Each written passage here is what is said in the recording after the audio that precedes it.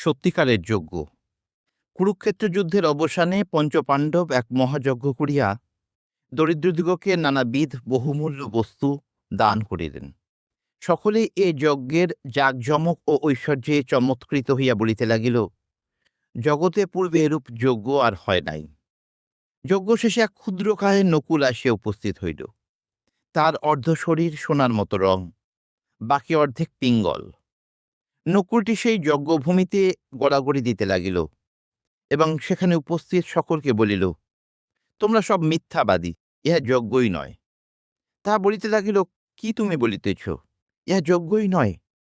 তুমি কি জানো না এই যজ্ঞে দরিদ্রদিগকে কত ধনরত্ন প্রদত্ত হইয়াছে, সকলেই ধনবান ও সন্তুষ্ট হইয়া গিয়াছে। ইহার মতো অদ্ভুত যজ্ঞ আর কেহ কখনো করে নাই। নকুল বলিল, শুনুন, এক ক্ষুদ্র গ্রামে এক দরিদ্র ব্রাহ্মণ স্ত্রী, পুত্র ও পুত্রবধূ সহ বাস করিতেন। ব্রাহ্মণ খুব গরিব ছিলেন। শাস্ত্রপ্রচার ও ধর্মোপদেশ দ্বারা লব্ধ অর্থই ছিল তাহার জীবিকা। সেই দেশে একদা পরপর ৩ বৎসর দুর্ভিক্ষ হইল। গরিব ব্রাহ্মণটি পূর্বাপেক্ষা অধিকতর কষ্ট পাইতে লাগিলেন। অবশেষে সেই পরিবারকে ৫ দিন উপবাসে থাকিতে হইল।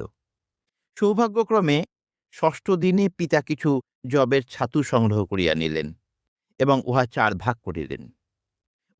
উহা খাদ্যরূপে প্রস্তুত করিয়া ভোজনে বসিয়াছেন, এমন সময় দরজায় ঘা পড়িল। পিতা দ্বার খুলিয়া দেখিলেন যে এক অতিথি দাঁড়াইয়া। ভারতবর্ষে অতিথি বড় পবিত্র ও মাননীয়। সেই সময়ের জন্য তাহাকে নারায়ণ বলিয়া মনে করা হয় এবং তাহার প্রতি সেইরূপ আচরণ করা হয়। দরিদ্র ব্রাহ্মণটি বলিলেন, আসুন মহাশয়, আসুন, স্বাগত। ব্রাহ্মণ অতিথির সম্মুখে নিজ ভাগের খাদ্য রাখিলেন। অতিথি অতি শীঘ্রই উহা নিঃশেষ করিয়া বলিলেন, মহাশয়, আপনি আমাকে একেবারে মারিয়া ফেলিলেন দেখিতেছি। আমি ১০ দিন ধরে উপবাস করিতেছি। এই অল্প পরিমাণ খাদ্যে আমার জঠরাগ্নি আরো জ্বলিয়া উঠিল। তখন ব্রাহ্মণী স্বামীকে বলিলেন, আমার ভাগও ইহাকে দিন। স্বামী বললেন, না, তা হইবে না। কিন্তু ব্রাহ্মণ পত্নী জোর করিয়া বলিতে লাগিলেন, এ দরিদ্র অতিথি আমাদের নিকট উপস্থিত, আমরা গৃহস্থ, আমাদের কর্তব্য তাহাকে খাওয়ানো। আপনার যখন আর কিছু দিবার নাই, তখন সহধর্মিণী রূপে আমার কর্তব্য তাহাকে আমার ভাগ দেওয়া। এই বলিয়া তিনিও নিজ ভাগ অতিথিকে দিলেন। অতিথি তৎক্ষণাৎ তাহা নিঃশেষ করিয়া বলিলেন, আমি এখনো ক্ষুধায় জ্বলিতেছি। তখন পুত্রটি বলিলেন, আপনি আমার ভাগও গ্রহণ করিন।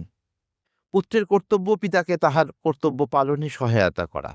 অতিথি তাহার অংশ খাইয়া ফেলিলেন, কিন্তু তথাপি তাহার তৃপ্তি হইল না। তখন পুত্রবধূও তাহার ভাগ দিলেন। এইবার তাহার আহার পর্যাপ্ত হইল। অতিথি তখন তাহাদিগকে আশীর্বাদ করিতে করিতে চলিয়া গেলেন। সেই রাত্রে ওই ৪টি লোক অনাহারে মরিয়া গেল। ওই ছাতুর গুঁড়ো কিছু মেঝেয় পড়িয়াছিল। যখন আমি উহার উপরে গড়াগড়ি দিলাম, তখন আমার অর্ধেক শরীর সোনালি হইয়া গেল। আপনারা সকলে তো ইহা দেখিতেছেন। সেই অবধি আমি সমগ্র জগৎ খুঁজিয়া বেড়াইতেছি। আমার ইচ্ছা যে এইরূপ আরেকটি যজ্ঞ দেখিব, কিন্তু আর সেরূপ যজ্ঞ দেখিতে পাইলাম না। আর কোথাও আমার শরীরের অপরার্ধ সুবর্ণে পরিণত হইল না। সেই জন্য আমি বলিতেছি, ইহা যজ্ঞই নয়।